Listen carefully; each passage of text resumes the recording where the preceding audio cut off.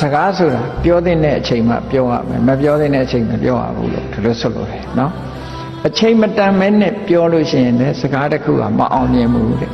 ပြောတဲ့အချိန်ရောက်မှပြောရတယ်မပြောတဲ့အချိန်ရောက်မပြောရဘူးအဲ့တော့အချိန်ခိုက်ပြောတဲ့စကားဟာတန်ဖိုးရှိတဲ့စကားဖြစ်တတ်တယ်ပြောချင်လို့ထပြောတိုင်းတန်ဖိုးရှိချင်မှရှိမှာပေါ့နော်အကျိုးရှိတော့မယ်တန်ဖိုးရှိဖို့ပြောဖို့ချိန်တန်ပြီဆိုတဲ့စကားလုံးကြမှာပြောရအဲ့တော့မြတ်စွာဘုရားသခင်ကိုတော်မြတ်ကဖျားပြောတဲ့စကားနှခွန်းရှိတယ်နှခွန်းကဘာလို့ဆိုရင်မှန်ကန်ပြီးတော့အကျိုးရှိတယ်နားထောင်တဲ့လူကမကြိုက်ဘူးဒါကတခွန်းမှန်ကန်ပြီးတော့အကျိုးရှိတယ်နားထောင်တဲ့ပုဂ္ဂိုလ်ကကြိုက်တယ်အဲ့ဒီထဲမှာမှန်ကန်ပြီးတော့အကျိုးရှိတာတူတူပဲမှန်လဲမှန်တယ်အကျိုးလည်းရှိတယ်သို့တော့နားထောင်တဲ့ပုဂ္ဂိုလ်ကကြိုက်တယ်မကြိုက်တယ်အဲ့ဒါနှစ်ခု꿰တယ်ပေါ့ဒါမြတ်စွာဘုရားပြောလို့ရှိတဲ့စကားနှစ်ခွန်းပဲရှိတယ်လောကလူတွေမှာတော့အဲ့ဒါလိုမဟုတ်ဘူး